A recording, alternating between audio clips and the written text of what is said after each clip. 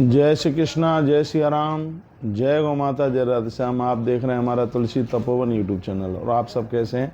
आप प्रसन्न रहिए। इस वीडियो में हम चर्चा कर रहे हैं कार्तिक व्रत करने वालों के नियमों का वर्णन। कार्तिक स्नान एक बहुत बड़ा स्नान है। यदि यदि ये नियम से कर लिया जावे तो इसकी फलश्रुति, इसका फल बहुत ज़्यादा है। और मैं उसके कुछ नियमों का वर्णन आपके बीच में कर रहा हूँ, वो आप सुन लीजिए। कहा गया है, महाफलम त्वया प्रोक्तम मुने कार्तिक मागयो तयो स्नान विधिम सम्यक नियमानपि नारद उद्यापन विधिम चैव यथावद वक्त मरहसे। महाराज पृथु ने कहा था कि हे मुनि, आपने कार्तिक तथा माघ इन दोनों महीनों को महान फल देने वाला बताया, तो हे नारद जी, अब आप उन दोनों मासों में स्नान की विधि, नियम का उद्यापन आदि विधिवत रूप से आप वर्णन करें। तब देवर्षि नारद जी ने कहा, आप तो भगवान विष्णु के अंश से उत्पन्न हुए हैं, आपको कुछ भी अज्ञात नहीं है, लेकिन जगत कल्याण के लिए आपने पूछा है तो मैं आपको यह बताता हूँ। नारद जी पृथु भगवान को बता रहे हैं। ये वही पृथु हैं भदौरिया जी, हाँ, जिन्होंने 10,000 कान मांगे थे। हाँ, कहा कि 2 कानों से तृप्ति नहीं होती कथा सुनने के लिए, 10,000 कान चाहिए। तो उनके सामने देवर्षि नारद जी ने जो कहा वो बड़ा अद्भुत है। वो कहते हैं कि आश्वनी मास की शुक्ल पक्ष की एकादशी जिस दिन हो, उसी दिन से कार्तिक व्रत के नियमों को शुरू कर देना चाहिए। स्नान भले ही आप पूर्णिमा से या पड़वा से करें, लेकिन नियम शुरू कर दें। स्पष्ट लिखा है, आश्वनी शुक्त मासस्या शुक्ली एकादशी भवेद कार्तिक व्रत नियमम तस्या कुर्यात जितेंद्रिय। हाँ, तो नियम शुरू कर दें। क्या करें? रात्रि का जब चौथा भाग बच जाए तब उस समय अपने निवास स्थान से नैऋत्य दिशा में पात्र में जल लेकर के जाए। दिन में अथवा संध्या काल में कान पर जनेऊ धारण करके उत्तर की तरफ मुंह करके भूमि पर तृण रख करके और सिर को वस्त्र से ढक करके वो दीर्घ शंका के लिए, मल विसर्जन के लिए जाए। ऐसा वर्णन, ऐसा सिर पे मल त्यागते समय कार्तिक नहाने वालों को, चाहे स्त्री पुरुष कोई भी हो, उन्हें सिर ढक लेना चाहिए। क्या अद्भुत बात कही गई है। ठीक है, अंतर्धाय तृणभूमौ सिरः प्रावृत्य वासवा। वास कहते हैं वस्त्र को, वस्त्र से वो सिर ढक लें। और कहा गया है कि उस समय मल विसर्जन करते समय थूकें नहीं, श्वासें भी न लें, मुंह को बंद रखें, मल विसर्जन के बाद में मल को देखें नहीं। ऐसा कार्तिक स्नान वाले लोगों को इस नियम का वर्णन किया गया है। लिखा है, रात्रि में दक्षिणाभिमुख, सूर्य उदित होने के पहले दक्षिण की तरफ मुख करके मल विसर्जित कीजिएगा। वैसे कार्तिक स्नान वालों के लिए बोला गया है कि सूर्य भगवान निकलते हैं उससे 1 घंटा 24 मिनट पहले स्नान हो जाए।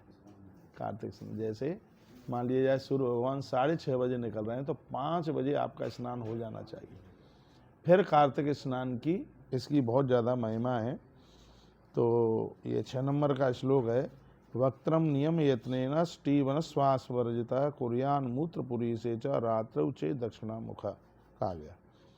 तत्पश्चात कहा गया, पवित्र मिट्टी को लेकर के हाथों में 7 बार हाथों से मिट्टी लगाएं, 7 बार कुल्ला करें। ऐसा वर्णन किया गया। ब्रह्मचारी, वानप्रस्थी कोई भी है कार्तिक के महीने में, ठीक है, साबुन लगा करके आपके हाथ साफ हो सकते हैं, शुद्ध नहीं हो सकते। इसलिए कार्तिक स्नान करने वालों को अपने हाथ में मिट्टी लगा करके और वह अपने हाथ को शुद्ध करें, ऐसा वर्णन किया गया, ऐसा कहा गया है। तत्पश्चात कहा गया है कि मुख को जरूर शुद्ध करें। जो मुख की शुद्धि नहीं करता उसके तो मंत्र फल भी नहीं देते, चाहे जितने मंत्र पढ़ते रहिएगा। इसमें वर्णन किया है कि आप टॉयलेट बाथरूम नहीं गए, मल विसर्जन के लिए नहीं गए और सीधे तुम नहा लिए तो तुम्हारा कार्तिक का जो व्रत है बिल्कुल खंडित हो जाएगा। इसमें फिर भदौरिया जी ये लिखा हुआ है कि आपने कुल्ला नहीं किया, दांत नहीं मांजे और सीधे आपने स्नान कर लिया तो आपका स्नान है वो बिल्कुल निष्फल हो जाएगा। इसलिए इसमें दांतों को मांजना बड़ा ज़रूरी कहा गया है। अतएव सावधानी पूर्वक कहा गया कि बिल्कुल बिल्कुल सावधानी पूर्वक दांतों तथा जीभ की शुद्धि करें। दांत भी और जीभ भी इसकी शुद्धि करें। मुख शुद्धि विहीनस्य नो मंत्रा फलदा स्मृता दंत जिभ्या विशुद्धम च तथा कुर्यात प्रयत्नता।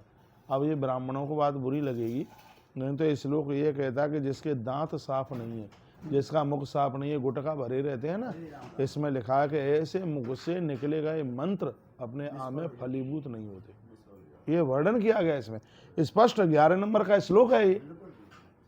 तो इसमें लिखा है कि जिनके दांत गंदे हैं, मुंह साफ करते नहीं है, तो इसमें लिखा है कि मुख शुद्धि विहीनस्य नो मंत्रा फलदा स्मृता।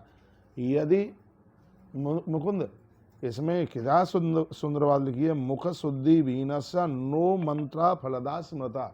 जिसके मुख की शुद्धि नहीं है, शराब पिए, गुटखा खाए, तम्बाकू खाए, जिनका मुख शुद्ध नहीं है, नो मंत्रा फलदा स्मृता, उसके मुख से बोले गए मंत्र कभी भी फलीभूत नहीं हो सकते।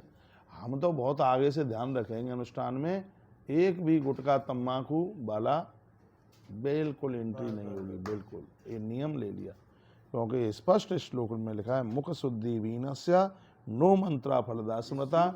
कि ये है पद्म पुराण है, इसमें वर्णन किया गया है कि यदि मुख शुद्ध नहीं है तो उसके मुख से बोले गए मंत्र अपने आप में कभी भी फलीभूत नहीं हो सकते, ये वर्णन किया गया। इसलिए मुख की शुद्धि बहुत ज़्यादा जरूरी है।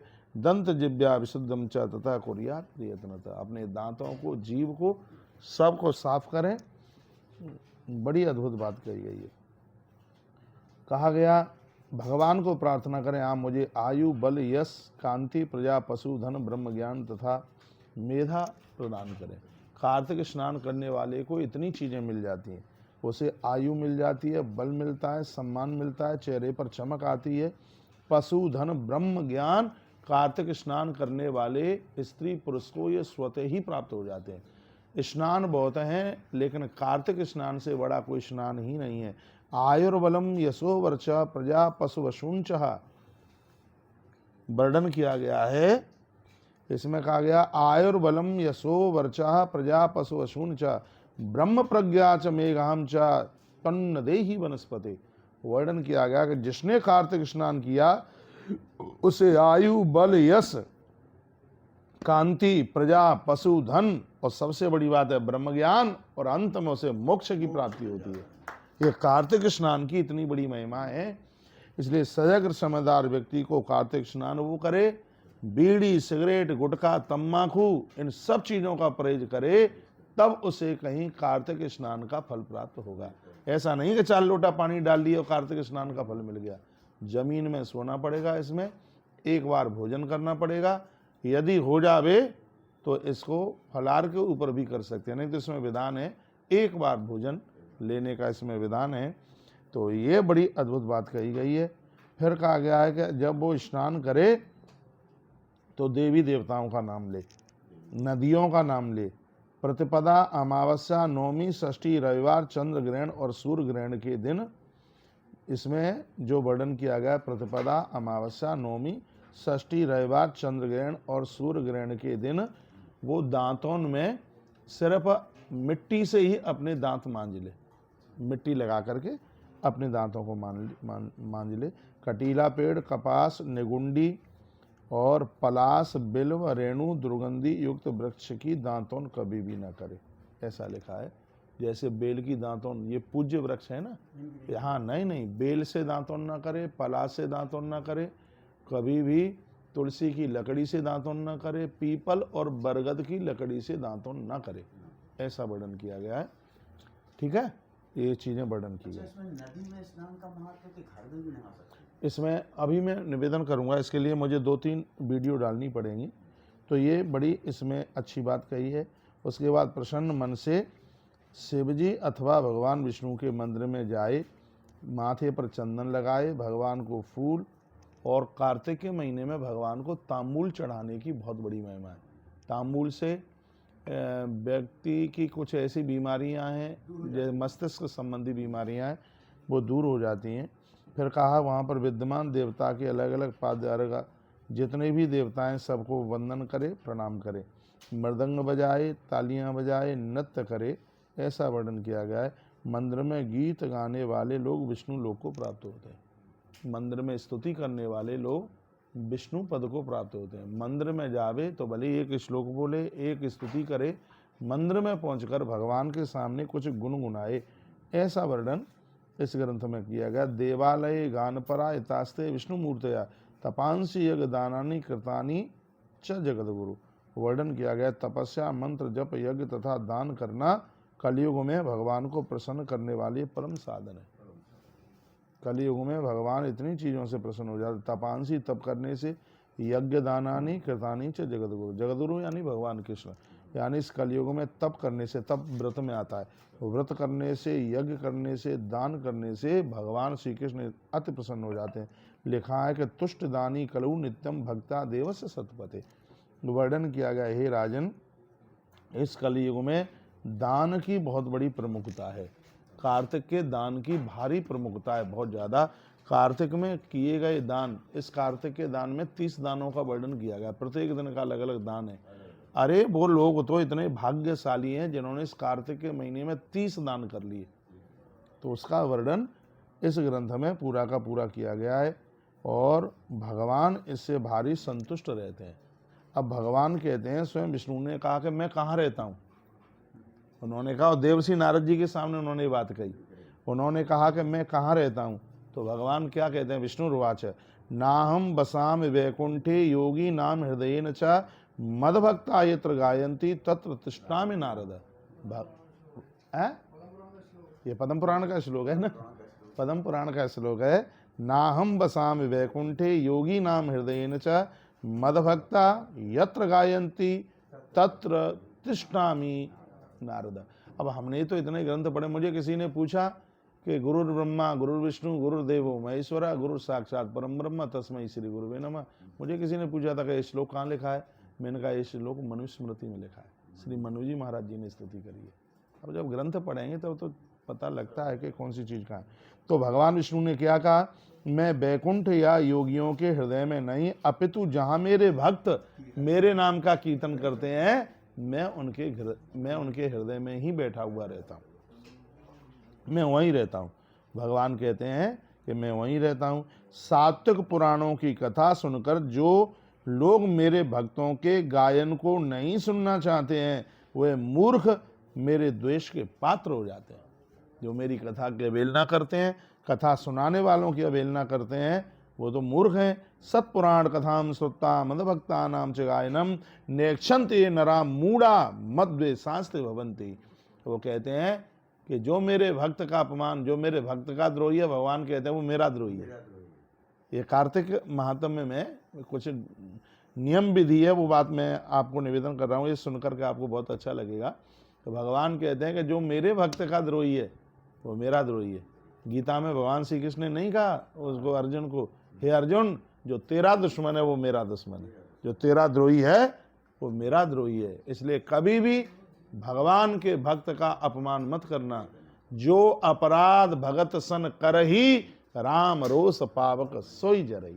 जो भगवान के भक्त का अपमान करेगा, भगवान के भक्त से द्वेष करेगा, भगवान की क्रोधाग्नि के द्वारा वो जल करके राख हो जाएगा।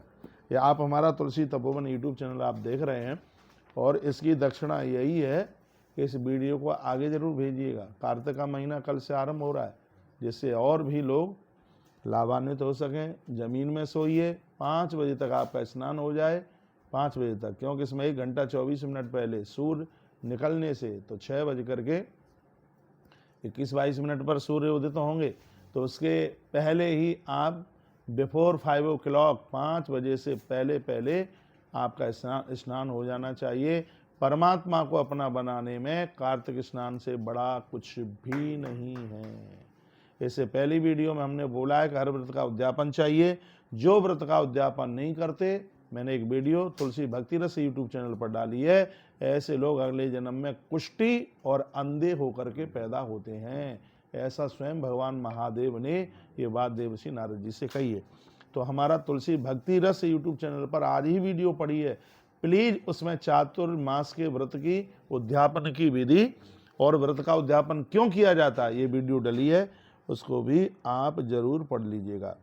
और बहुत बहुत धन्यवाद है आप सबके लिए, और भी आप हमारे साथ ऐसे ही जुड़े रहिए। मैं आपको एक एक डिटेल बहुत विस्तार पूर्वक से मैं आपको सुनाऊंगा। हमारा दूसरा चैनल है तुलसी मंजरी यूट्यूब चैनल। उस वीडियो पर मैं कहूँगा कि गणेश जी पर तुलसी क्यों नहीं चढ़ती है, दुर्गा जी पर क्या नहीं चढ़ता, गणेश जी पर क्या नहीं चढ़ता, महादेव पर क्या नहीं चढ़ता, सूर्य भगवान पर क्या नहीं चढ़ता, लक्ष्मी मैया पर क्या नहीं चढ़ता। अगली वीडियो को सुनिए, वो भी वीडियो आज ही आपको प्राप्त होगी। तो हमारे साथ जुड़े रहिए। पूरा महीना कार्तिक इतना बढ़िया आपका बना देंगे, आप कहेंगे आनंद आ गया। तो इस वीडियो की दक्षिणा यही है कि वीडियो को आगे जरूर भेजिएगा, जैसे और भी इससे लोग लाभान्वित हो सकें। 9 नवंबर को गोपाष्टमी महामहोत्सव मनाने के लिए सीधा वृंदावन आइए। जय श्री कृष्ण, जय श्री राम, जय गौ माता, जय राधे श्याम। हर हर महादेव, घर घर महादेव।